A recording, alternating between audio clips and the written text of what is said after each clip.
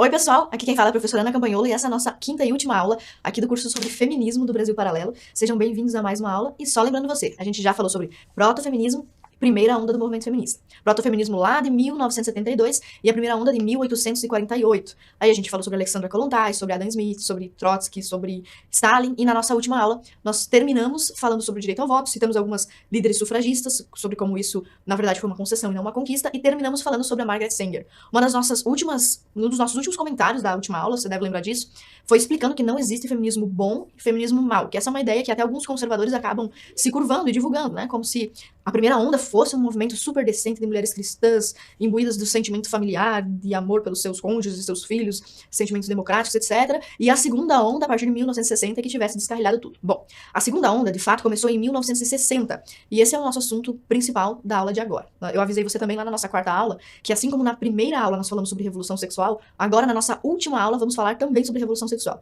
É uma forma de você gravar aí na sua cabeça que no feminismo, o alfa e o ômega, o princípio e o fim, é tudo revolução sexual. Tudo tem a ver com reforma dos costumes sexuais, fim do casamento, fim da família tradicional, fim da monogamia, a propaganda do poliamor, propaganda do aborto, da vida promíscua, facilitação do divórcio, a aceitação do adultério, enfim, todas essas coisas, até pedofilia, incesto, todas essas reformas sexuais, valores sexuais que precisam ser desconstruídos do ponto de vista do movimento feminista, vão sendo desconstruídos ao longo de séculos no movimento e usando ferramentas das mais diversas. Então vocês viram lá, na nossa segunda aula e na nossa terceira aula, que para destruir a família, as feministas usam também o mercado de trabalho.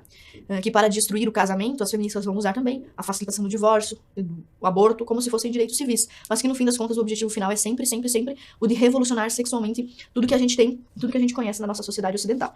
E, novamente, o livro mais importante para entender isso é o próprio título desta obra de segunda onda. Nós finalmente chegamos na segunda onda, e as três maiores expoentes do feminismo de segunda onda são Simone de Beauvoir, que escreveu O Segundo Sexo, esse livro que tem 2 volumes, a Beth Friedan, que escreveu A Mística Feminina, que é esse que você está vendo aqui, a Simone era francesa, a Beth americana, e temos também o livro da Kate Millett, Política Sexual, da década de 1970. Então a gente está falando de livros que foram publicados desde 1949 até 1970, que são os 3 livros aí, a sagrada trindade bibliográfica do movimento de segunda onda. Mas nós terminamos a nossa aula 4 falando sobre uma outra personagem, que é a Margaret Sanger. As pessoas esquecem dela como personagem de primeira onda. Ela foi assim tão sem escrúpulos e tão indecente que as pessoas acham que Margaret Sanger é de segunda onda, junto com essas outras aqui. Mas na verdade não. Ela militou principalmente na década de 20, década de 30 e assim sucessivamente, ou seja, nas últimas décadas da primeira onda do movimento feminista. 40 anos antes da Simone de Beauvoir 30, 40 anos antes da Simone de Beauvoir, a Beth Friedan e a Kate Millett lançarem seus livros, a Margaret Sanger já estava atuando nos Estados Unidos com amizades lá na Inglaterra, enfim, reunindo aí a América e a Europa e defendendo as suas pautas abortistas em todo o Ocidente. O mais importante para falar sobre ela é lembrarmos que ela é uma feminista que exemplifica e resume a ideia principal do nosso curso inteiro, das nossas 5 aulas. A ideia de que o movimento feminista tem a ver com sexo e não com direito. E para isso eu trouxe um livro que é da Globo Livros, veja só o nível que nós chegamos. Esse livro aqui, o livro do feminismo, que é um livro feminista, eu não recomendo, mas como eu sou obrigada a dar essa aula pra vocês, eu tenho que ler essas coisas todas. Aqui nesse livro nós temos uma referência a quem foi Margaret Sanger, feminista de primeira onda. Não esquece, primeira onda de 1848 a 1960. Segunda onda de 1960 a 1990. E aqui na página 102 desse livro aqui, que nós já mostramos pra você, está escrito o seguinte sobre a Margaret. Sanger descrevia sua ideia do que deveria significar o feminismo. Que as mulheres deveriam primeiro se libertar da escravidão biológica. E a melhor forma para conseguir isso seria através do controle de natalidade. A ênfase de Sanger, a palavra controle, era significativa. Ou seja, primeira onda, mulher de primeira onda, feminista, dizendo pra gente o que era prioridade. Veja, não tira o olho da citação que você tem aí na tela. O feminismo deveria ter como prioridade do movimento feminista. Veja, não é direito civil, não é direito à herança, direito à propriedade, direito à voto, direito a trabalhar, igualdade salarial, não é nada disso. A prioridade do movimento é libertar a mulher da escravidão biológica. Escravidão biológica, para você que não entendeu, é maternidade, casamento. Todas as funções sociais que a mulher desempenha, porque é mulher. A função de mãe, a função de esposa, a função de mulher. Né? Assim como os homens são pais, filhos, maridos, as mulheres são mães e esposas. E para Margaret Sanger, a mulher precisa se libertar. Essa é a primeira coisa que o movimento feminista tem que fazer. A coisa mais importante para o movimento feminista todinho, na história todinha, é que a mulher não precise mais estar obrigada a ser mãe se ela não quiser. Então tem tudo na cabeça da Margaret Sanger a ver com contracepção, aborto, fim da família, fim do casamento, fim das relações entre homem e mulher da maneira tradicional, como a gente conhece. Nós temos também uma outra frase da Sanger que ajuda a entender isso. Ela nos diz assim: nenhuma mulher pode se dizer livre se não é dona do seu próprio corpo, se não tem controle sobre ele. Isso aí você com certeza já tá cansado de ouvir. As feministas sempre dizem, meu corpo, minhas regras, né? Como se o aborto fosse certificado de que você é dona do seu corpo. Na verdade, quando você está abortando, você está interferindo no corpo do bebê e não no seu, mas enfim, essa ideia de que abortar é ter o controle sobre o seu corpo é uma ideia da primeira onda do movimento feminista, lá de antes de 1920, e não da segunda onda, que dizem que essa sim é ruim. Todas são ruins, certo? Vamos lá. Bom, para falarmos mais um pouquinho sobre a Margaret Sanger, é bom sabermos um pouco sobre ela, né, de onde veio e tal. A Margaret Sanger era enfermeira de profissão, ela se casou com William Sanger, por isso ela recebeu esse sobrenome, e teve 3 filhos. Depois, tardiamente, ela acabou abandonando o marido e os 3 filhos. Ela arrumou vários amantes no transcurso da sua militância feminista. Aliás, isso é bem comum. Vocês lembram desde lá do comecinho, com a Mary Wollstonecraft, que queria viver um trisal lá. Lembra que queria poliamor com Henry Fuseli, que depois se apaixonou pelo Gilbert em lá, e aí foi mãe solteira em 1792. E, enfim, que defendia o fim do casamento. Então essas meninas, essas mulheres, essas líderes feministas, estão sempre assim com amante e tudo enrolado em coisa. Enfim, apesar de ter tido esse marido com esses 3 filhos, que pareceria ser uma vida normal, ela abandonou tudo para viver com um dos seus amantes mais tarde. Depois a gente vai ver sobre isso. Bom, ela conheceu algumas feministas que ajudaram ela a construir o pensamento que ela tem. É o caso da Amy Goldman, por exemplo, da Emma Goldman, e também da Mary Stopes, que foi uma das feministas abortistas da Inglaterra, que também abriu clínica de aborto junto com a Margaret Sanger mais tarde. Um histórico rapidinho da vida dela. Em 1914, ela começa o seu trabalho mais intelectual, mais cultural, defendendo as ideias dela. Ou seja, 1914 é a primeira onda ainda, tá, gente? Não é a segunda onda, então não tem nem a ver com Simone de Beauvoir, já tava tudo ruim. Ela lança um boletim chamado A Mulher Rebelde. Nesse boletim, nesse folheto, A Mulher Rebelde é a primeira vez em que se registra a expressão controle de natalidade, que é uma expressão que a gente usa até hoje como se fosse uma coisa boa, uma expressão inofensiva, que na verdade é uma criação da Margaret Sanger, que nós vamos ver não valia muita coisa. Essa expressão, controle de natalidade, é também encontrada em outros textos como controle de nascimentos. Então, isso tem... Controle de natalidade até nos dá a impressão de ser mais leve, mas controle de nascimento é muito claro. Para controlar o nascimento, eu tenho que impedir o nascimento, e não a concepção. Então, é um passo além da contracepção, é o passo do aborto, né? Que todos nós que somos conservadores somos contra. Por causa desse texto de A Mulher Rebelde, o material foi recolhido e a Margaret Sanger teve que fugir para a Inglaterra, porque o material foi considerado impróprio, obsceno, indecente, segundo as leis dos Estados Unidos. Então, ela fugiu, e depois que ela fugiu para escapar aí das sanções jurídicas, né, das penalidades pelo seu folhetim, é que ela abandonou a família e os filhos, como a gente já conversou. Depois ela voltou para os Estados Unidos, e quando ela voltou para os Estados Unidos, ela se associou, uma das primeiras associações político-partidárias que ela fez, foi a Sociedade Eugenista. Então você provavelmente já ouviu falar de eugenia, e toda vez que você ouve falar de eugenia, você pensa Hitler, racismo, holocausto, certo? Mas na verdade Hitler não foi o inventor e o principal propagador da eugenia. Ele apenas utilizou, né? Foi um dos instrumentos que ele utilizou nas políticas totalitárias dele. Mas a origem do termo é muito anterior ao nazismo. A eugenia esse termo foi criado em 1883 e significa bem-nascido. Como se houvessem pessoas mal nascidas e pessoas bem-nascidas. Como se existisse uma hierarquia, uma superioridade entre as pessoas que nascem. Como se, por exemplo, negros fossem inferiores a brancos, ou brancos fossem inferiores a negros. Deficientes físicos são mal nascidos, por exemplo. Deficientes intelectuais, os débeis mentais são mal nascidos. E os louros, né, os alemães bem-nascidos. Seria mais ou menos isso. Seria definir as pessoas, né, pelas suas características como bem-nascidas ou mal-nascidas. Segundo o fundador desse termo, é o estudo dos agentes sob controle social que podem melhorar ou empobrecer as qualidades raciais das futuras gerações, seja física ou mentalmente. Ou seja, de uma certa forma, uma manipulação ou uma seleção de características que na concepção da pessoa ou do cientista em específico ali, podem significar qualidades superiores ou qualidades inferiores para preparar ou criar uma raça melhor ou uma raça pior. É por isso que nós ouvimos muito esse termo ligado ao nazismo, porque se entendia, né, que a raça ariana era superior às demais, aos negros, etc. Não somente aos negros, mas aos judeus também, por exemplo, e por isso havia um controle de nascimentos ali, como, por exemplo, a esterilização forçada de judeus, de negros, etc.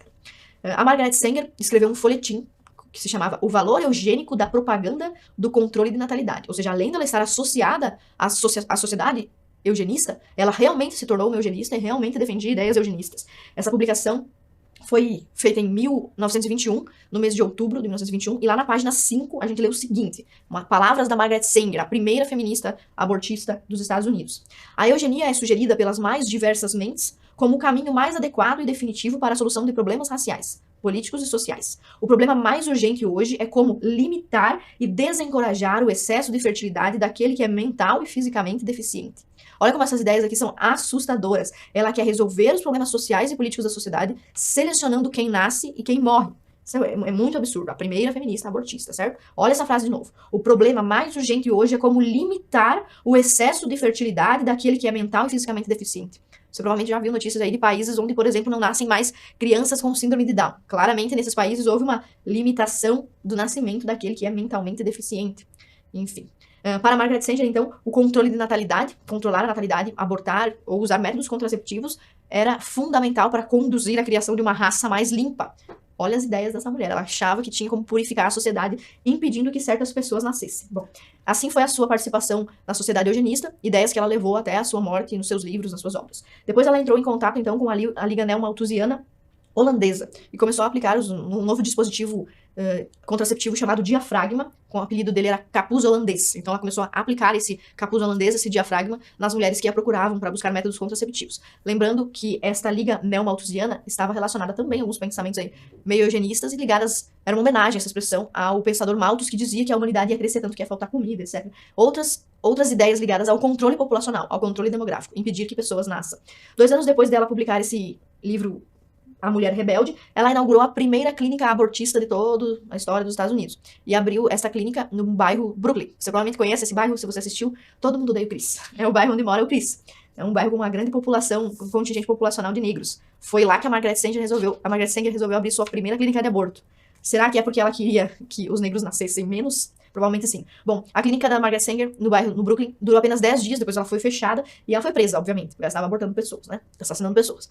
Só que o fato dela ter sido presa fez com que ela ficasse famosa, mais conhecida. E isso atraiu gente eugenista, abortista de todo mundo, não só para fazer parte do grupinho dela, como também para financiar as obras dela, ou as coisas que ela defendia.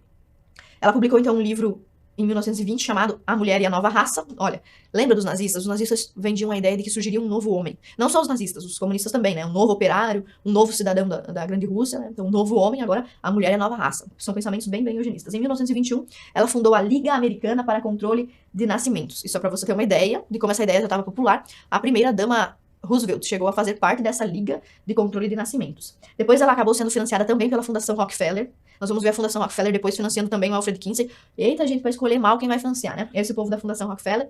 Ela conseguiu muito dinheiro através da Fundação Rockefeller e também através de um casamento muito bem arquitetado. Ela se casou com um magnata do petróleo, um homem muito rico. Embora ela continuasse a ter vários outros amantes, ela casou com ele e ele também foi uma das pessoas que ajudou a patrocinar as ideias dela. E por último, ela se associou ao Comitê Científico Humanitário. Uma informação importante. Primeira onda do movimento feminista. Ninguém chegou lá na segunda onda ainda para dizer que era ruim, ainda estamos falando da primeira onda. Ela se associou então a esse Comitê Científico Humanitário, que é o primeiro movimento gaysista, primeira associação de defesa dos direitos gaysistas que a gente tem em registro na história. Além de continuar, óbvio, até o fim da sua vida ligada aos movimentos de sexologia e eugenia. Bom, é importante falar que um dos amantes que a Margaret Sanger teve, além dela estar ligada à Sociedade Eugênica, à Sociedade Neo-Malthusiana, ao Comitê de Defesa dos Direitos Gaysistas e à Fundação Rockefeller, o amante que ela arrumou, que era o George Wells, ele era ligado à Sociedade Fabiana. De novo, lembram quem era ligado à Sociedade Fabiana? A líder lá do movimento das mulheres cristãs pela temperança.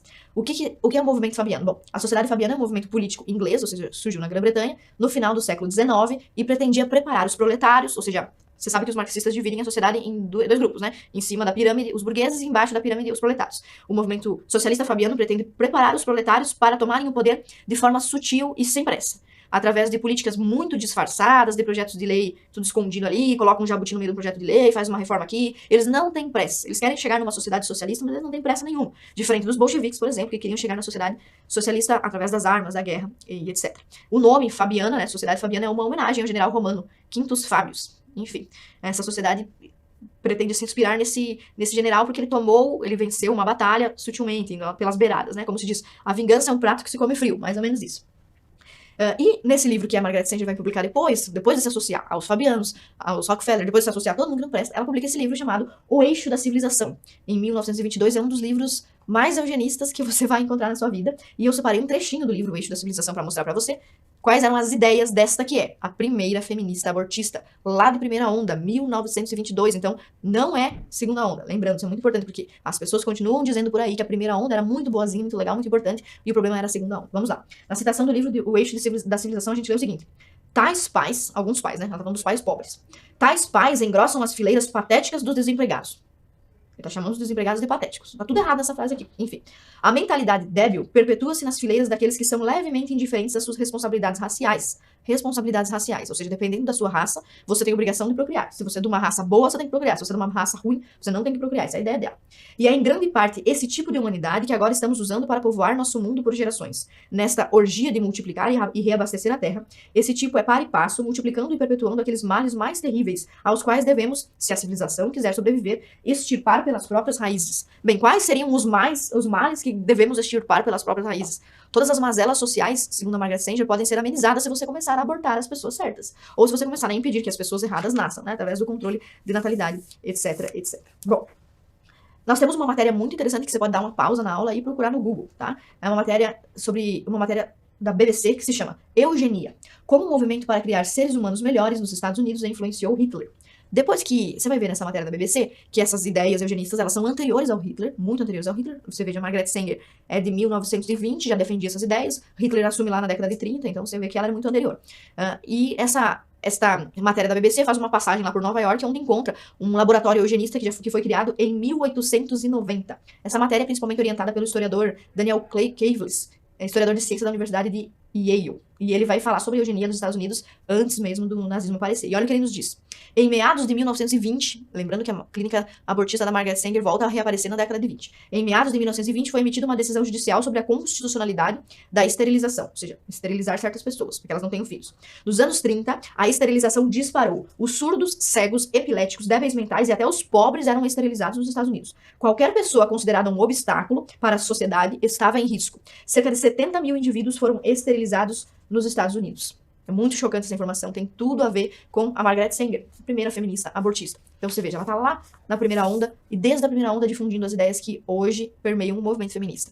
Evidentemente que quando você vai discutir com uma feminista, ela vai usar quase os mesmos argumentos, só que de uma forma muito mais disfarçada. A Margaret Sanger dizia que, por exemplo, os negros e os pobres deveriam ter mais acesso ao aborto, porque, na verdade, os negros e os pobres são responsáveis pela pobreza, pela violência. Era isso que ela dizia.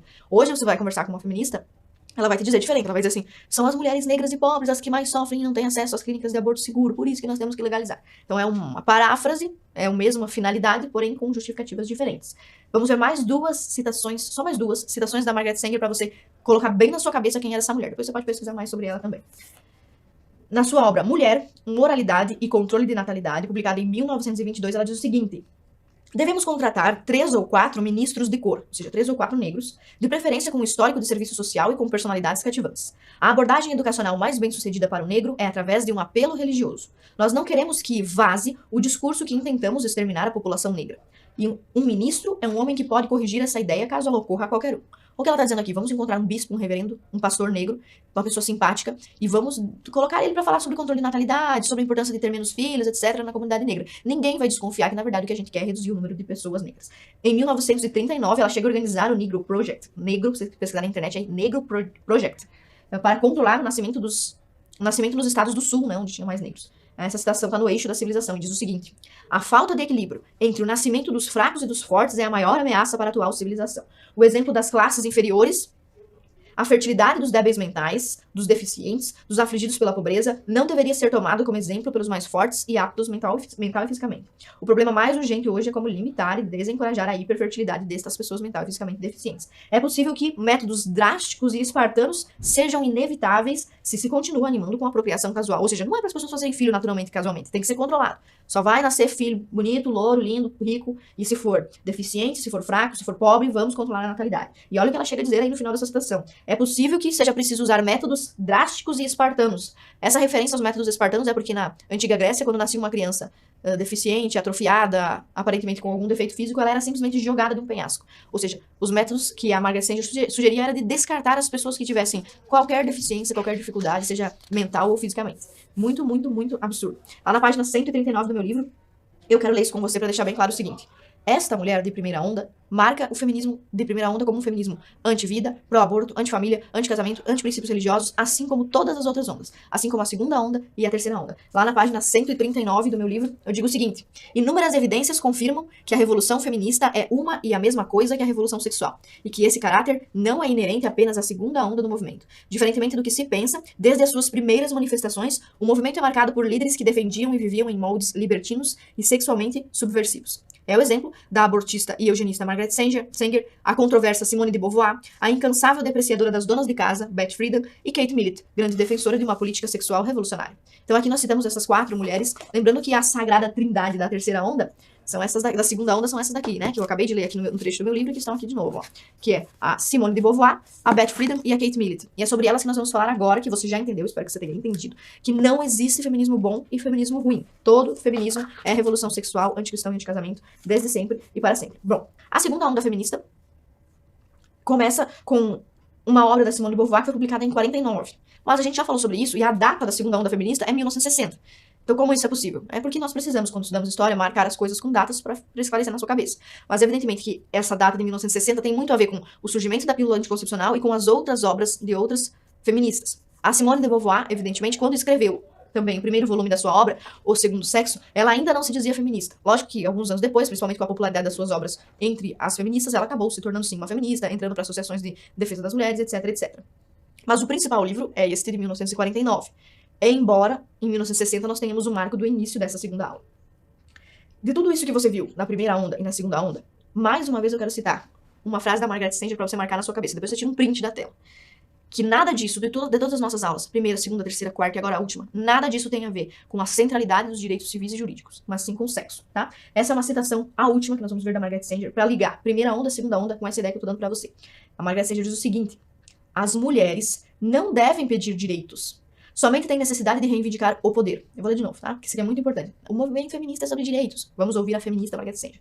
As mulheres não devem pedir direitos, somente têm necessidade de reivindicar o poder. E esse poder não deverá estar na busca fútil da independência econômica e a imitar os homens na ocupação da indústria e dos negócios. Olha o que ela está dizendo. Então isso aí de mercado de trabalho, política, isso aí tudo é bobagem. O poder da mulher pode se fazer sentir somente. Quando é que você vai ver o poder da mulher, a mulher empoderada? Quando ela rejeita a tarefa de dar à luz às crianças não desejadas. Certo? Isso aqui é o pensamento da primeira onda, e é o pensamento da segunda onda, e é o pensamento da terceira onda, e é o pensamento de toda feminista quando ela é apertada até o limite para que ela diga realmente o que importa, de tudo isso que você tá falando. O que é o mais importante? O mais importante é libertar a mulher da escravidão dos seus papéis sociais ou sexuais ou da maternidade. Então é isso, certo? Vamos lá. Eu vou passar para você uma linha do tempo bem rapidinha da segunda onda, porque isso é bem importante para você marcar fenômenos na sua cabeça. Quando você ouvir alguém falar sobre uma feminista, você saber. Tá na primeira onda, tá na segunda e tal. Segunda onda, então, a gente tem em 1945 o Alfred Kinsey, publicando um livro sobre comportamento sexual masculino, o comportamento sexual do homem americano e da mulher americana. 45 ainda é a primeira onda, mas como as ideias relacionadas à sexualidade, aborto, elas vão ser muito, muito, muito, muito difundidas na segunda onda, nós já estamos colocando ele na nossa linha do tempo aqui, porque ele é um personagem bem importante pra gente, tá? Vamos falar dele depois. Então, em 1945, nos Estados Unidos, Alfred Kinsey publica seu livro. Em 1949, a Simone de Beauvoir publica O Segundo Sexo. Isso aí, nessa década de 40 e 50, a humanidade vai conhecer o casal Simone e Sartre. Depois a gente vai ver um pouquinho sobre isso. Em 1960 surge, então, a pílula anticoncepcional. De 1961 em diante, ela começa a ser comercializada nos Estados Unidos. Em 1963, a mística feminina da Beth Friedan. A gente já mostrou esse livro várias vezes aqui.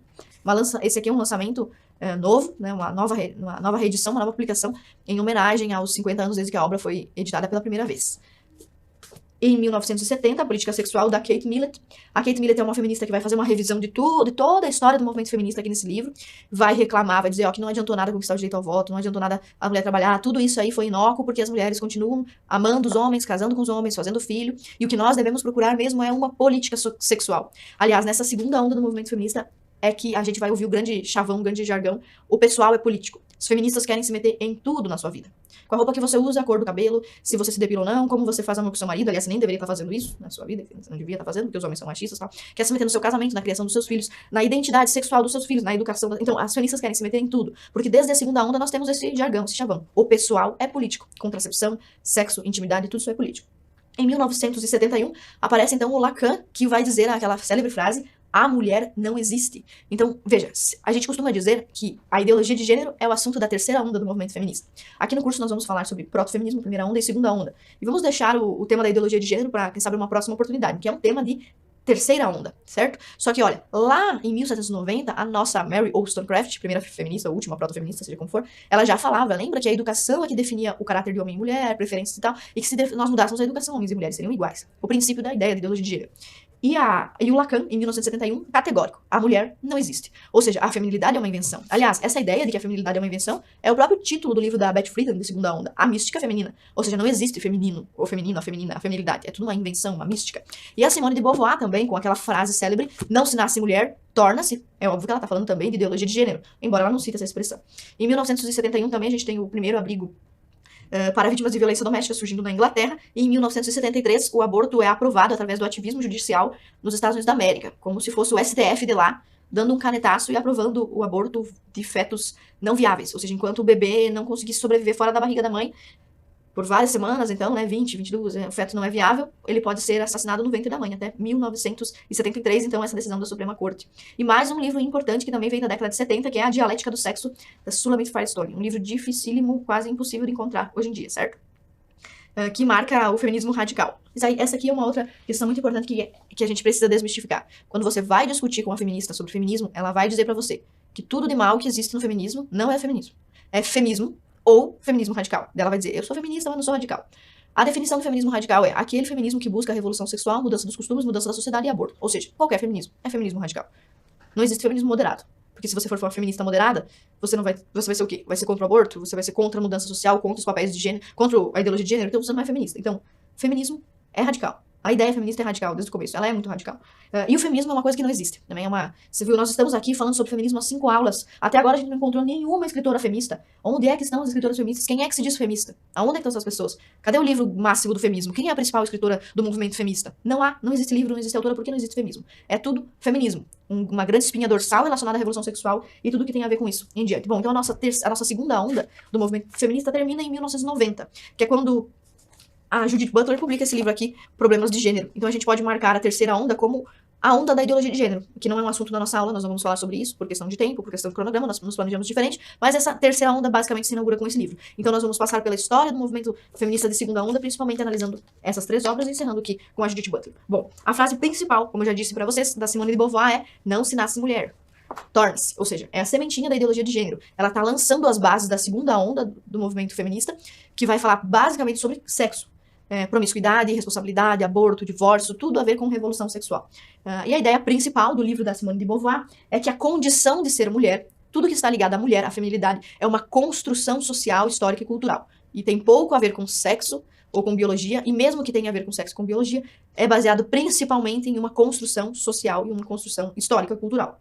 É a mesma coisa que a gente ouve toda hora falar na teoria de gênero. Teoria de gênero basicamente tudo é performance, tudo é construção, depende da educação que você recebeu. Elas estão falando quase a mesma coisa, só que com menos ênfase, porque a sociedade não estava, de uma certa forma, preparada para esse baque ou rompimento ideológico. Para analisar a obra da Simone, a gente vai passar por 5 tópicos. Tá? E uma das coisas mais importantes para se falar quando a gente vai falar sobre a obra dela é que, diferente de muitas feministas de hoje que chegam ao ponto de negar as desigualdades entre homens e mulheres, a Simone de Beauvoir reconhece pra gente, lá na página 62 do seu livro, que as mulheres são, sim, inferiores aos homens no que diz respeito à força física, enfim, corpo, biologia. Olha o que ela diz lá na página 62. A mulher é mais fraca do que o homem. Ela possui menos força muscular, menos glóbulos vermelhos, menor capacidade respiratória, corre menos depressa, ergue pesos menos pesados, não há quase nenhum esporte em que a mulher possa competir com o homem, não se pode enfrentar o macho na luta. A essa fraqueza acrescentam-se também a instabilidade, a falta de controle e a fragilidade de que falamos. São fatos. Seu domínio sobre o mundo é, portanto, mais estrito. A mulher tem menos firmeza, menos perseverança em projetos os quais é também menos capaz de executar. Isso significa que a sua vida individual é menos rica do que a vida do homem. Em verdade, esses fatos não podem ser negados. Então ela passa várias e várias páginas aqui da obra dela, falando sobre diferenças biológicas, não somente entre homens e mulheres. Ela fala sobre a aranha, sobre o leão, sobre o tigre, sobre o reino animal, sobre as outras espécies, sobre as diferenças sexuais, enfim. E culmina nas diferenças sexuais, e termina nas diferenças sexuais entre homens e mulheres, admitindo que há uma grande diferença entre o corpo da mulher e do homem. E com base nisso é que ela fala da teoria da corporificação. Ela vai explicar que já que temos esse corpo tão diferente, nosso corpo feminino é tão diferente do corpo dos homens, então deve haver também um significado diferente nesses 2 corpos, né? Então, para Simone de Beauvoir, o corpo do homem significa liberdade ostensiva. Já que o homem tem esse corpo que ele vive uma liberdade ostensiva. Tudo que ele quer, ele conquista. Ele é agente da sua própria história, ele é o cara, entendeu? Já que ele tem esse corpo e tal, é tudo de bom na vida dele. Já a mulher, como tem menstruação, gravidez e o corpo que ela tem, mais fraco, menos velocidade, etc, etc, ela então é escrava biológica. O homem é bababá, é todo poderoso, pode fazer tudo o que quer, só porque ele tem mais músculos do que nós. E nós, já que temos esse corpo, essa desgraça pra carregar, nós todas somos escravas biológicas. Bom, A gente já poderia conversar um pouco sobre isso, lembrando do livro Sexo Privilegiado, o fim do mito da fragilidade feminina. Vocês lembram, nós falamos na primeira e na segunda aula, principalmente na segunda aula, a quantidade de coisas, de obrigações sociais que os homens têm pelo fato de ser homens? Por exemplo, o fato do homem ser mais forte que a mulher faz com que ele seja obrigado a ir pra guerra no lugar da mulher. O fato do homem ser mais forte do que a mulher é o que cria pra ele um complicador. Por exemplo, alistamento obrigatório. É um complicador. Além desse complicador, por exemplo, existem leis trabalhistas no Brasil, aqui no Brasil, no nosso país, que proíbem as mulheres de carregarem mais de 25 quilos no trabalho. E os homens não. Ou seja, o fato de os homens terem maior velocidade, maior força, não tá trazendo pra eles uma quantidade infinita de benefícios sociais. Então, esse corpo masculino, assim como a mulher é limitada no seu corpo, o homem também é limitado no dele. Pelo fato dele ter esse corpo que ele tem, é que ele tem que ir pra guerra, é que ele tem que carregar mais peso, é que ele dá a vida pelos outros, é que ele faz um monte de coisas que é adequado a um corpo mais forte que ele tem. Já a mulher, pelo corpo mais fraco que possui, se aposenta 5 anos antes, tem licença maternidade, etc, etc, etc. A questão é, de fato existe uma desigualdade. A Simone de Beauvoir está correta, de fato existe uma desigualdade. Só que veja, a desvantagem de força física e a desvantagem do corpo da mulher é uma condição natural, não é uma culpa de ninguém. Os homens não se reuniram na convenção da macharada e determinaram que as mulheres vão ser mais fracas porque elas têm que se ferrar, né? Então, todos os prejuízos que a mulher tem e as desvantagens biológicas que a mulher tem, que a Simone de Beauvoir reconhece, são prejuízos e desvantagens naturais. Não dá pra escrever um manifesto contra as desvantagens naturais. Elas não mudam, são condições naturais, não é culpa de ninguém. Se você é mulher e tem um corpo mais fraco do que o homem, não é culpa dele, certo? E ele ter um corpo mais forte que o seu também não é culpa dele.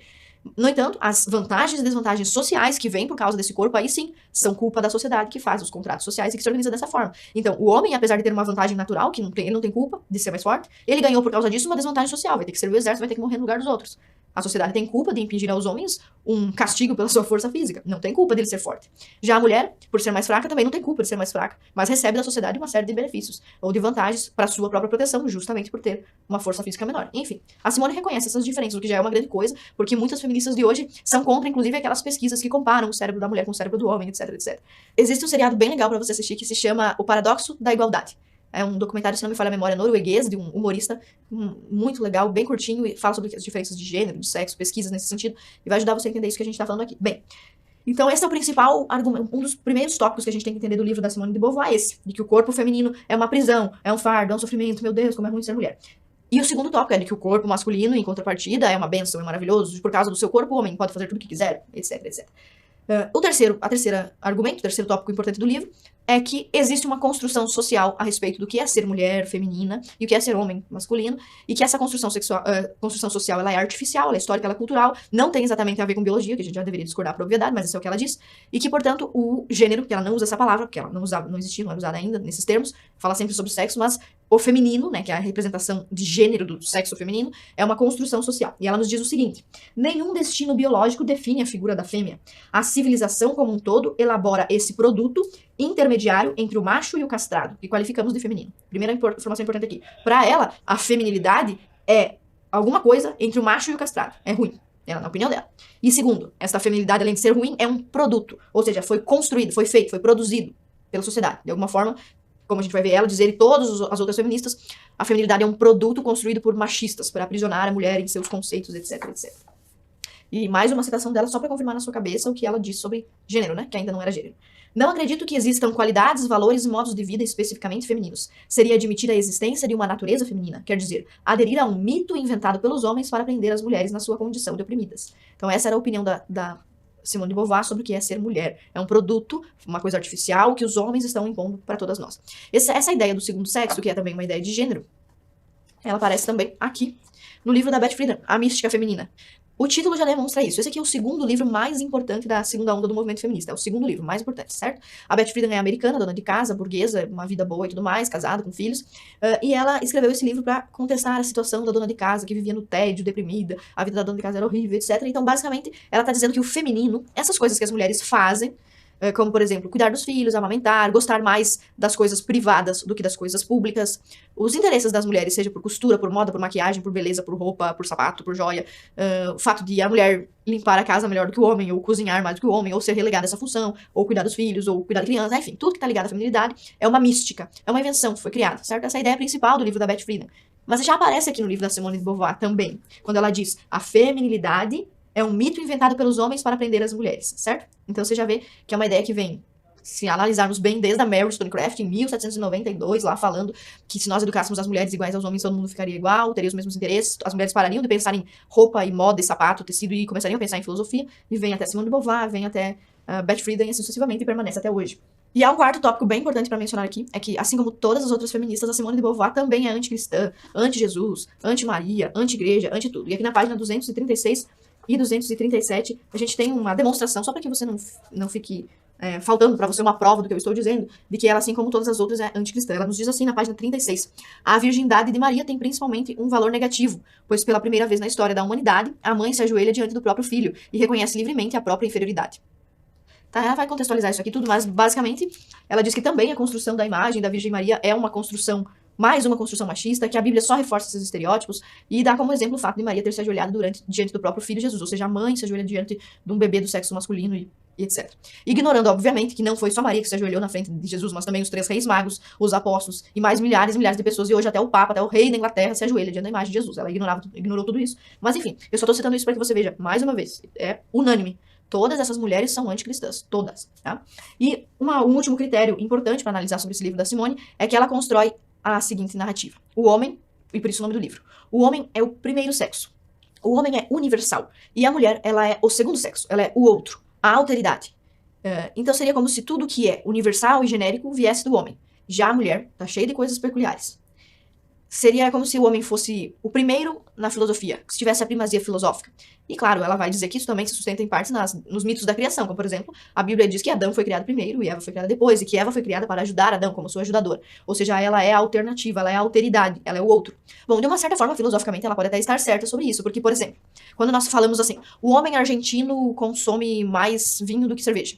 Nós não estamos falando só do homem, né, obviamente. Estamos falando do homem todo. Quando, por exemplo, Rousseau diz, o homem nasce bom, mas a sociedade o corrompe. Ele não está falando que o homem nasce bom, mas que a humanidade, as pessoas da humanidade. Ou seja, realmente a gente muitas vezes usa a expressão homem para falar de todo mundo. E quando a gente fala de mulher, não, a gente está sempre falando especificamente. Quando a gente cumprimenta uma plateia, por exemplo, a gente fala boa noite, prezados senhores. Ou fala, gostaria que os senhores me ouvissem. A gente sempre conjuga, a gente sempre usa expressões masculinas, porque o sexo masculino é universal. Bom, talvez a Simone de Beauvoir realmente seja certa a respeito da universalidade da representação masculina. Evidente. Mas isso não significa que ela está correta em absolutamente tudo. Inclusive, Santo Agostinho dizia que é mais fácil você acreditar em uma verdade maquiada, numa meia-verdade, do que acreditar numa mentira completa. Ninguém, em sua consciência, escreve um livro que é mentiroso do começo ao fim, porque simplesmente ninguém vai acreditar em nada. Seria uma bobagem. Então é evidente que as feministas sim falam de assuntos que parecem muito pertinentes e identificam sintomas. E realmente, o homem tem a primazia filosófica. Mas, no entanto, contudo, isso não significa que o homem tenha primazia social. O fato do homem ser o primeiro na filosofia não significa que ele é o primeiro na sociedade, o primeiro diante do Estado, o primeiro diante da igreja, o primeiro diante de tudo. Um exemplo muito claro e bem tosco, pra você entender isso, bem tosco mesmo, é só que você assistiu o filme Titanic. Na hora em que o Titanic está afundando, os guardas que ficam com os botes salva-vidas gritam o tempo todo, mulheres e crianças, primeiro. Ou seja, se você for um homem e chegar lá do lado do bote salva-vida com um livro da Simone de Beauvoir e do Sartre dizendo, olha, eu gostaria de entrar no bote, porque você veja bem, eu sou homem e o homem é o sexo primeiro da filosofia e ontologicamente tem a primazia. O guarda vai simplesmente rir da sua cara e não vai deixar você entrar no bote, obviamente. Você não vai entrar, porque a sua vida, socialmente, biologicamente, vale menos que a vida da mulher, porque a mulher vai procriar, porque a mulher é mais frágil, e por algum motivo a mulher vai entrar no bote e você não. Então, a primazia filosófica que a Simone de Beauvoir descreve não significa necessariamente a primazia social. Vamos dar alguns exemplos de como isso acontece na sociedade. Você provavelmente já conhece, já ouviu falar, mas lá no meu estado, onde sou deputada, lá tem uma DPCAM, é uma Delegacia de Proteção da Criança, do Adolescente, da Mulher e do Idoso. A gente poderia chamar de Delegacia da Proteção de todos menos do homem adulto, certo? Porque a vida da criança é importante, a vida do adolescente é importante, da mulher é importante, do idoso é importante. E o homem, justamente por ser tão universal, por ser tão genérico, ele não precisa de nada especial pra ele. Você também já deve ter visto aquelas redes feminina de combate ao câncer. Vocês têm aqui, mas no meu estado tem muita rede feminina de combate ao câncer. No estado todo existem essas redes femininas. E os cânceres, as últimas pesquisas mostram que o câncer que costuma acometer a população masculina é 85% mais mortal. Mesmo assim, a gente tem muitas casas de rede feminina e quase não existe rede masculina. Eu descobri numa última pesquisa lá no meu estado que existiam 2 redes masculinas de combate ao câncer no estado todo, mesmo que o câncer masculino seja mais mortal. Além disso, as últimas pesquisas mostram que existe 700% a mais de investimento no combate ao câncer de mama e colo do útero do que no combate ao câncer de próstata, que ou seja, são cânceres concorrentes, né, com que equivalem, mas existe 7 vezes mais investimento de dinheiro público e privado para ajudar as mulheres do que para ajudar os homens. No Brasil, por exemplo, 2 vezes mais homens se suicidando do que mulheres. No Brasil, por exemplo, existem 7 vezes mais homens se suicidando do que mulheres. E no mundo todo, se você fosse pegar uma média geral, é 2 vezes mais homens se suicidando do que mulheres. Os homens também morrem mais do que as mulheres em todas as 15 principais causas de morte precoce. Além disso, os homens também são 85% dos mendigos, ou das pessoas em condição de rua. Então, existem muitos e muitos fatores sociais de pobreza, de situação financeira, jurídica, médica, em que os homens, apesar de serem o primeiro sexo, ontologicamente privilegiado, já diria Simone, apesar de tudo isso, eles são descartados, dispensados ou estão em condição de desvantagem. Então, uma coisa não significa necessariamente a outra, né? E, inclusive, eu gostaria de fechar essa questão com uma citação de uma outra feminista, que ela é muito legal. Se você puder, depois você pesquisa no YouTube os vídeos dela, tem muitos vídeos dela conversando com a Camille Paglia, que são bem amigas, são duas feministas, com uma concepção um pouco diferente do que você conhece aí, geralmente, né? E o nome dela é Christina Hoff Sommers, e a Christina Hoff Sommers nos diz o seguinte: as mulheres ocidentais dos dias atuais são as mais livres e independentes da história da humanidade. De muitas formas, as mulheres não somente estão tão bem quanto os homens, elas estão melhores. Então você veja, isso é uma concepção de uma feminista que diverge de 90% das outras feministas, que diz que a mulher é sempre oprimida, sempre desprivilegiada, e o homem é privilegiado em absolutamente tudo. E você pode procurar também no YouTube depois os vídeos do Jordan Peterson sobre isso, sobre salário, sobre disputa entre homem e mulher, sobre o mercado de trabalho, enfim, sobre esses temas. Bom, uma das pautas pelas quais a Simone de Beauvoir é muito conhecida, e nós vamos aprofundar um pouco aqui na pessoa dela, porque ela é a feminista principal de segunda onda. Da Simone de Beauvoir partem todos os outros pensamentos de segunda onda, e depois até de terceira onda, para você entender a ideologia de gênero no futuro. Não sei se de repente a gente faz um outro curso aqui no Brasil Paralelo, enfim, você vai encontrar informações sobre ideologia de gênero em vários lugares. E é importante para você saber um pouquinho mais sobre a Simone. A Simone dizia, como representante máxima da segunda onda do movimento feminista, que as mulheres jamais deveriam se prender ao papel social de mãe e esposa. E ela até às vezes comparava isso com prostituição. Bom, então, se eu não posso ser mãe, nem esposa, porque também prostituição é ruim, e tá tudo ruim, só sobrou ser amante, que é o que quase todas as feministas fizeram na primeira, na segunda onda do proto-feminismo. Bom, mas ela dizia tudo isso porque, para ela, ser mãe e esposa era uma condição de escravidão sexual e opressão. Então você que achou seu boy aí, boy magia, você achou ele lindo, cheiroso, na balada, se apaixonou por ele, casou com ele, tá vivendo bem feliz, aí tá reformando a casa, daí fica brigando com ele pra ver quem vai lavar a louça, você tá vivendo uma situação absurda de escravidão sexual e opressão. Não deveria estar se submetendo à condição de esposa e muito menos à condição de mãe. A Simone de Beauvoir, por exemplo, ela mesma nunca foi mãe, abortou uma vez, que ela confessou, mas eu imagino que deve ter sido muito mais que uma vez, né? Mas ela chegou a falar que sim, no Manifesto das 343, não me lembro bem o nome desse documento, mas ela assinou junto com outras mulheres que confessavam, e ela era uma defensora do aborto, assim como todas as feministas, desde que o conceito de aborto começou a ser difundido, certo? Quase todas.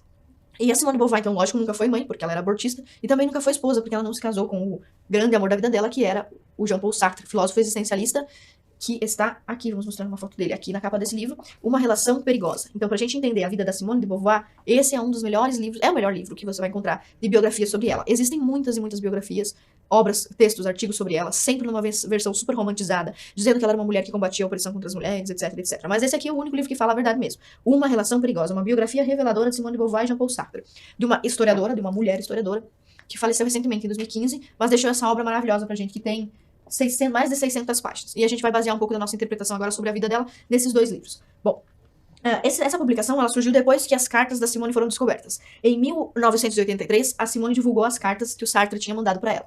Então, em 1983, o Sartre já tinha morrido. É importante dizer que ela teve uma relação amorosa com esse Sartre durante a vida toda. Foi uma espécie de amante, de namorada dele. No dia que ele morreu, na ocasião em que ele morreu, ele deixou tudo que ele tinha, herança e tal, para uma outra pessoa. Então, veja bem, ela não quis casar-se com ele. E ele, como é normal de quem não é casado, pra ela não deixou absolutamente nada.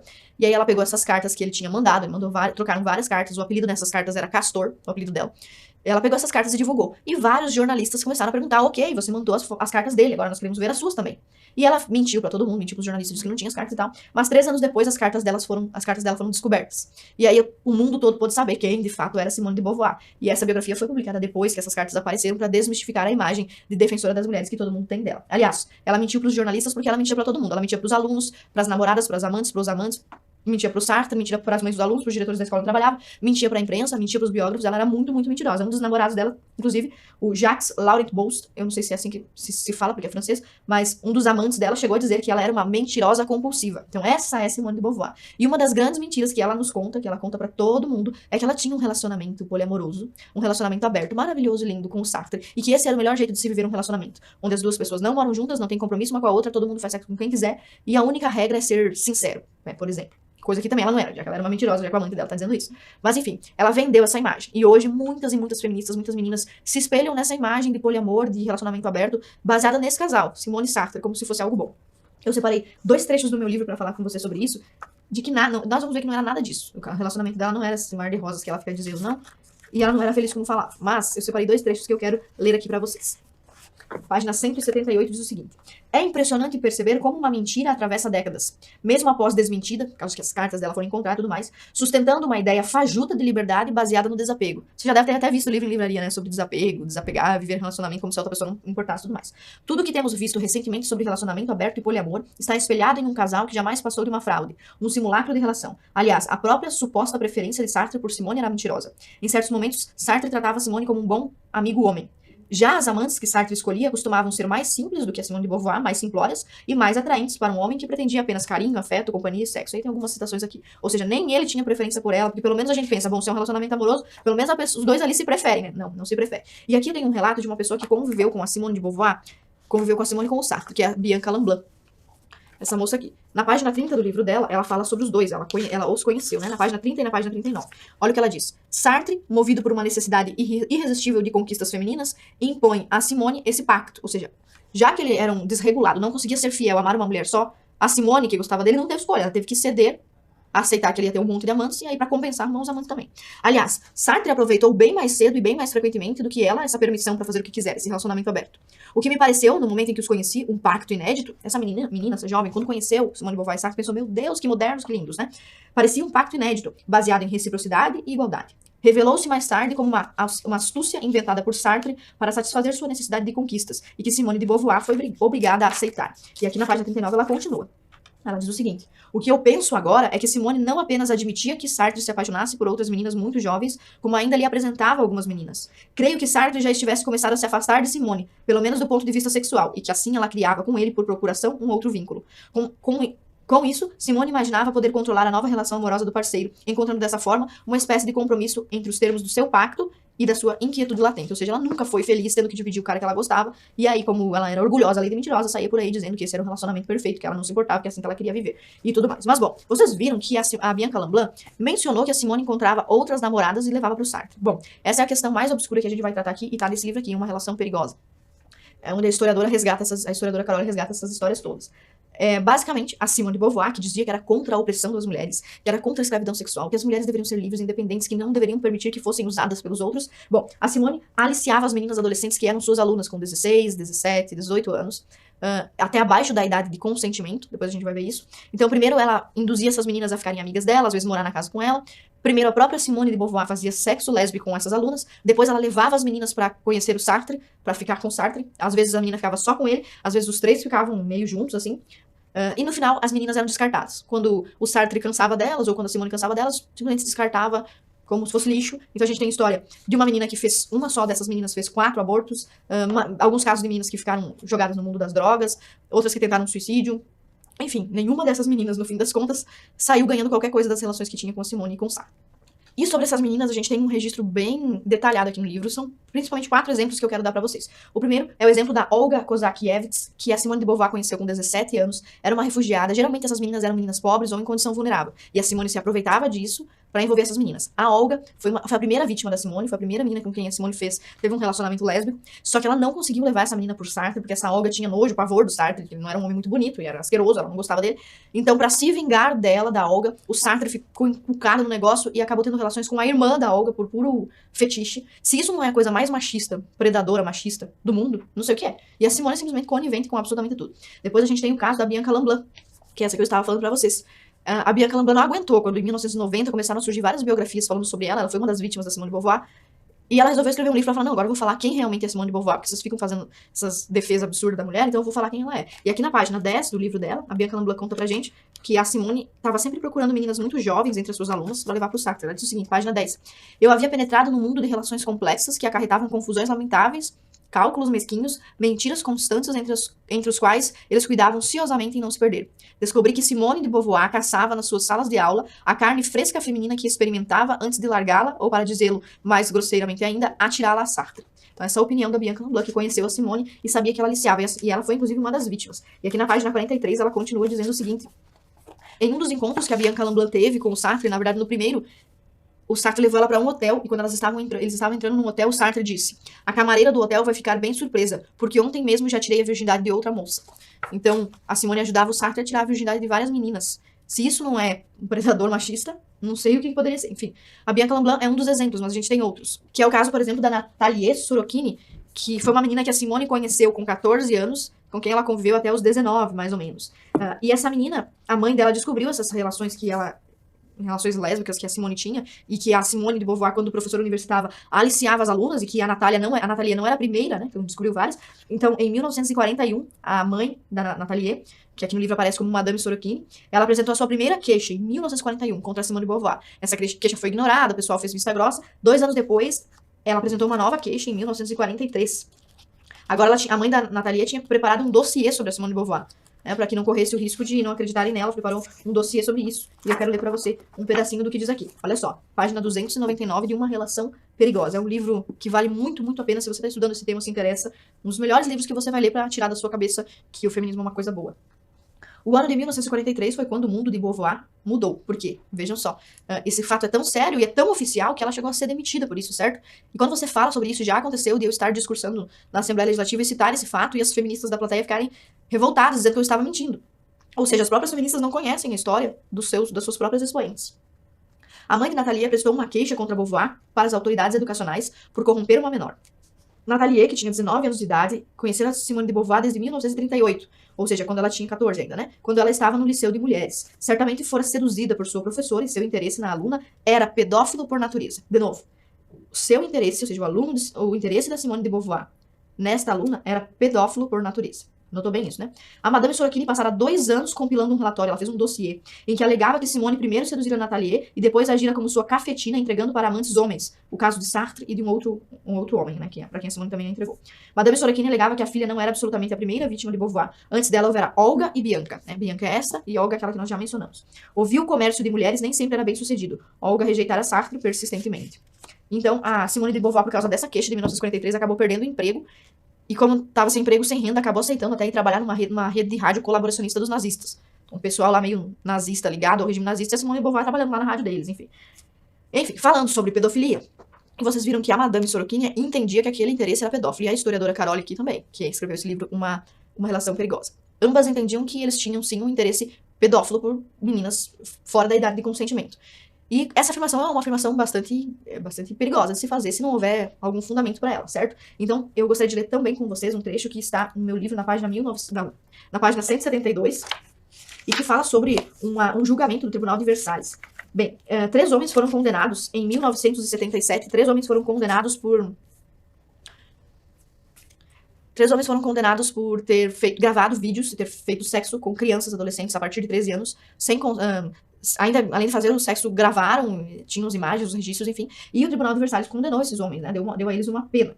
69 intelectuais, então você veja, nós estamos falando de 1970. O assunto da pedofilia está muito vigente hoje em dia, a gente conversa muito sobre isso. O tempo todo, né, vocês viram aquela exposição do Queer Museu, polêmicas, enfim, muitas polêmicas. Aquele caso da menina lá encostando no artista pelado e tal, são assuntos bem recorrentes pra gente agora. Mas em 1977, esses 69 intelectuais, entre eles o Michel Foucault, o Sartre, a Simone de Beauvoir, eles assinaram uma petição em favor desses criminosos, ou seja, os caras fizeram sexo com crianças, gravaram, e esses intelectuais ainda foram fazer uma petição pra, sei lá, absolver os camaradas. Bom, vamos lá. Aqui na página 77 diz o seguinte. Desculpa, gente, na página 72. Na página 72 diz o seguinte. Uma petição pela libertação dos 3 criminosos foi assinada por 69 intelectuais e publicada no jornal Le Monde. Olha o que dizia o documento assinado por Simone de Beauvoir em defesa dos pedófilos. Abre aspas. Um tempo tão longo de prisão para investigar um simples caso vicioso em que as crianças não foram vítimas de violência. Ao contrário, testemunharam perante os magistrados que consentiram. O argumento. Não, mas elas têm 13, 14 anos, mas elas disseram que consentiram. Olha a continuação. Embora a lei lhes negue o direito de consentir, né? Ou seja, era crime. Um tempo tão longo na prisão, nós consideramos escandaloso em si, muito escandaloso prender 3 pedófilos por tanto tempo.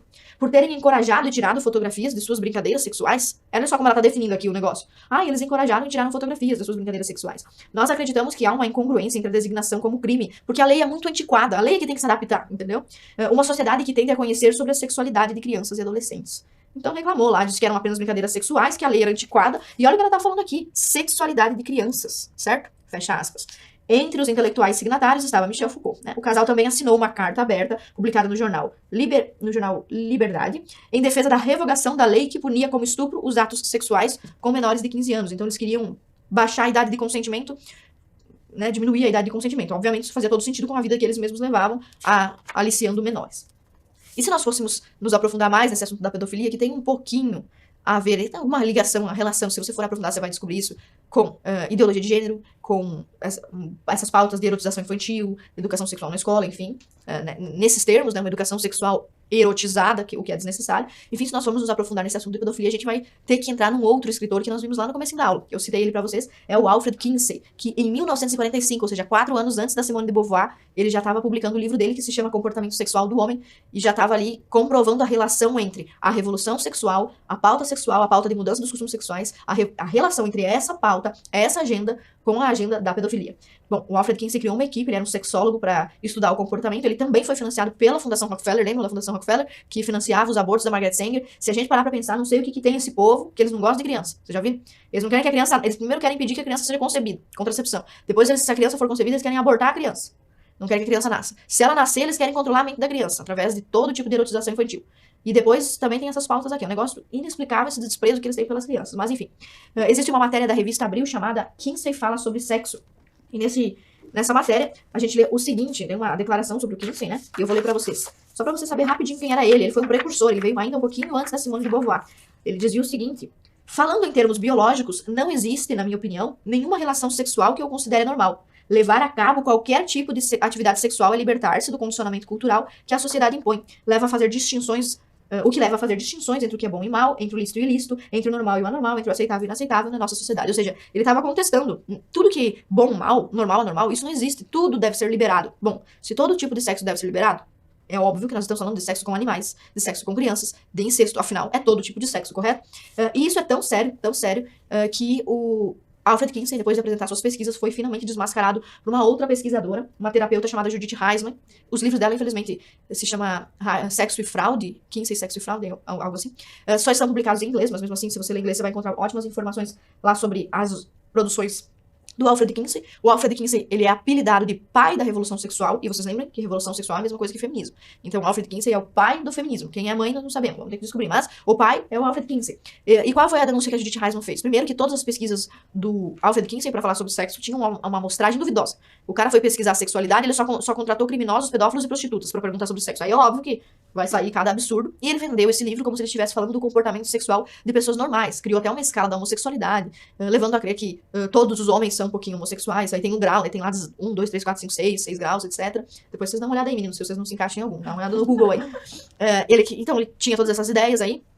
E aí no livro dele também ele falava sobre sexualidade de crianças. E as pessoas começaram a se perguntar: meu Deus do céu, como você sabe? Que pesquisas você fez para saber sobre sexualidade de crianças? E foi aí que a Judith Heisman expôs que entre os amigos do Alfred Kinsey, entre as pessoas que faziam parte da pesquisa dele, estava um pedófilo que já tinha molestado mais de 800 crianças e bebês, certo? E o nome dele é Rex King, tá aqui no meu livro também, na página 254. Tem muitas referências sobre isso no livro da Judith Heisman, entre outros livros que falam sobre o Alfred Kinsey, né? Eu vou ler pra vocês pra gente encerrar essa questão da pedofilia, certo? O interesse do Kinsey pelo criminoso era inquestionável, inclusive porque jamais o denunciou à polícia. O nome dele, aqui no livro, né, são várias referências. Rex King ou Sr. X, tem o outro Sr. Green, mas é o mesmo personagem que molestava 800 crianças. O fato de que o Sr. X anotava detalhes das suas experiências de pederastia, ou seja, ele era pedófilo e ainda anotava, aumentava ainda mais o interesse do biólogo Alfred Kinsey, que chegou a recomendar, em 1944, que o Sr. X jamais desprezasse suas próprias anotações. O Alfred Kinsey chegou a escrever que o homem perfeito seria um homem natural, aquele que não tem nenhum tipo de inibição, certo? Então, para ele, o Sr. X era um homem natural, um homem sem inibições, fazia todo o sexo que queria, inclusive com crianças. Em março de 1945, Kinsey se ofereceu para pagar um salário para esse pedófilo, para que ele pudesse parar suas atividades profissionais e ficar só em casa analisando seus materiais de pedofilia. Enfim, obviamente quando o livro saiu, isso foi um verdadeiro escândalo. E todas essas pautas relacionadas à pedofilia também aparecem de alguma forma mais sutil ou mais escancarada em outras obras. Quer ver? Vou dar um exemplo pra você. Por exemplo, no livro A Dialética dos Sexos, da Shulamit Firestone, lembra que nós falamos disso quando estávamos montando a linha do tempo no começo da aula, né? O livro foi publicado em 1970. Olha só o que essa feminista escreveu em 1970. Tá na página 261, se você tem o meu livro, se você não tem, você tem que comprar. Não paga a mensalidade do Brasil Paralelo e compra. É brincadeira. Você tem que comprar, certo? Vai lá. Bom, aqui na página 261 do meu livro diz o seguinte, que é uma referência, é um trecho que eu peguei lá do livro da Shulamit Firestone, certo? Olha o que ela nos diz. a total integração das mulheres e das crianças em todos os níveis da sociedade. Todas aquelas instituições que segregam os sexos ou separam as crianças da sociedade adulta devem ser destruídas. E se as distinções culturais entre homens e mulheres e entre adultos e crianças forem destruídas, nós não precisaremos mais de repressão sexual. Essa repressão que mantém as classes diferenciadas, sendo pela primeira vez possível existir uma liberdade sexual natural. Veja, não é a primeira vez que aparece essa expressão natural. Lembra que o Alfred Kinsey também dizia que o homem deve naturalmente fazer todo o sexo que quiser. E aqui a feminista Shulamit Firestone dizendo que não deve existir diferenças entre a sexualidade natural de homens, adultos e crianças. Assim, continua ela, assim chegaremos à liberdade sexual para que todas as mulheres e crianças possam usar sua sexualidade como quiserem. Serão permitidas e satisfeitas todas as formas de sexualidade. A mente plenamente sexuada tornar-se-ia universal.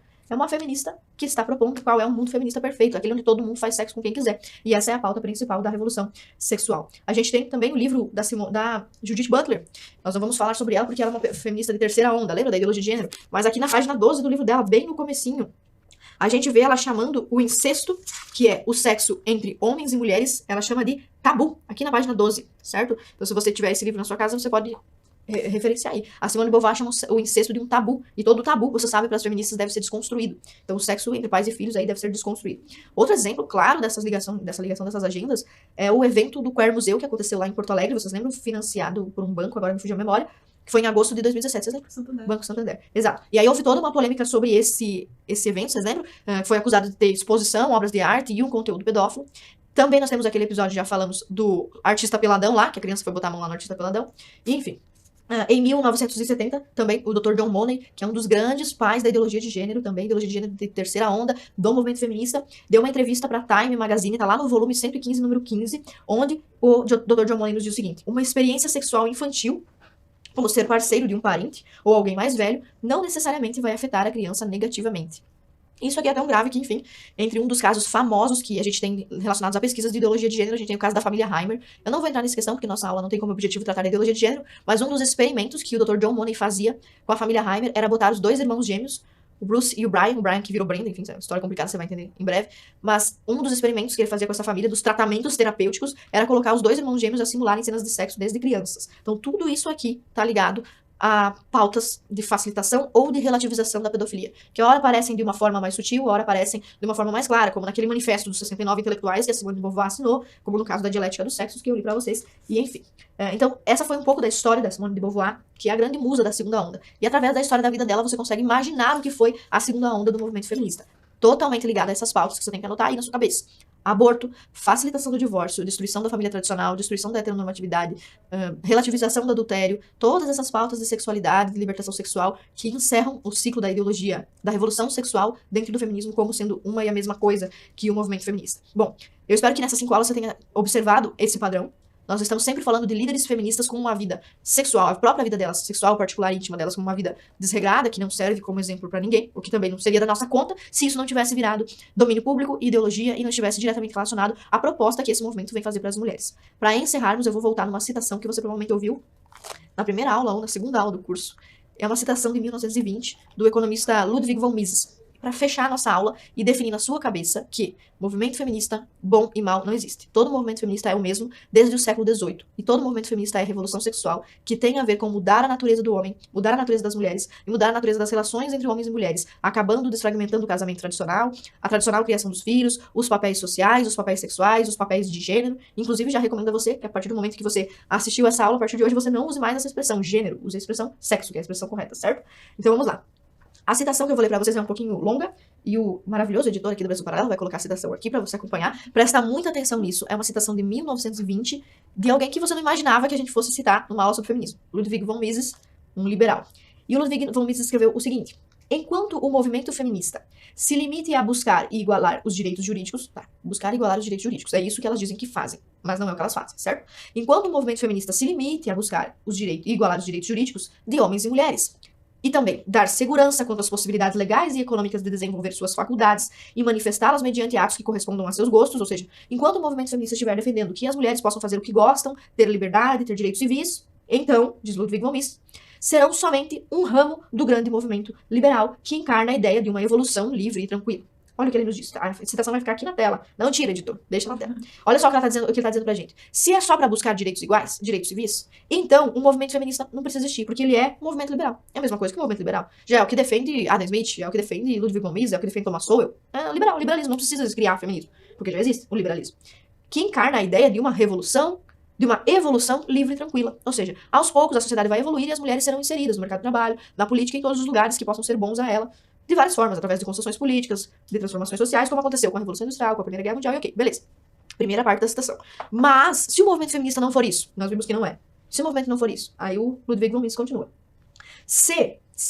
Ao ir além dessas reivindicações, ou seja, não é mais direitos iguais, ao ir além dessas reivindicações, o movimento feminista crê que deve combater as instituições da vida social, igreja, casamento, família, certo? Questão dos filhos. De novo, se o movimento feminista crê que deve combater instituições da vida social com esperança de remover certas limitações que a natureza humana impôs ao destino humano, então já é um filho espiritual do socialismo. Olha só o que ele está dizendo. Olha que clara essa citação. São 2 parágrafos que resumem todo o curso, basicamente. Se o feminismo tentar combater a instituição social, casamento, família e igreja, para remover as limitações físicas, lembra que todas essas feministas estão falando o corpo físico, a natureza biológica da mulher é escravidão, é triste, é ruim, não presta.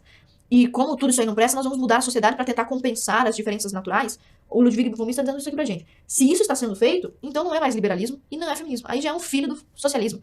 É como se fosse um mini-socialismo, socialismo para mulheres. Certo? Por quê? Porque é característica própria do socialismo buscar nas instituições sociais as raízes das condições dadas pela natureza e, portanto, independentes das ações humanas, e também é uma característica do socialismo pretender, ao reformar as instituições sociais, reformar também a natureza humana. Ou seja, é isso que o movimento feminista quer fazer, através de leis, de projetos de lei, de decretos, de determinações de cima para baixo, de força da mídia, de transformação universitária, de doutrinação ideológica, através de várias forças de cima para baixo, gerar uma mudança na natureza humana, desrespeitando a natureza humana, desrespeitando o fato de que homens e mulheres são diferentes, têm naturezas diferentes, preferências diferentes e tudo mais.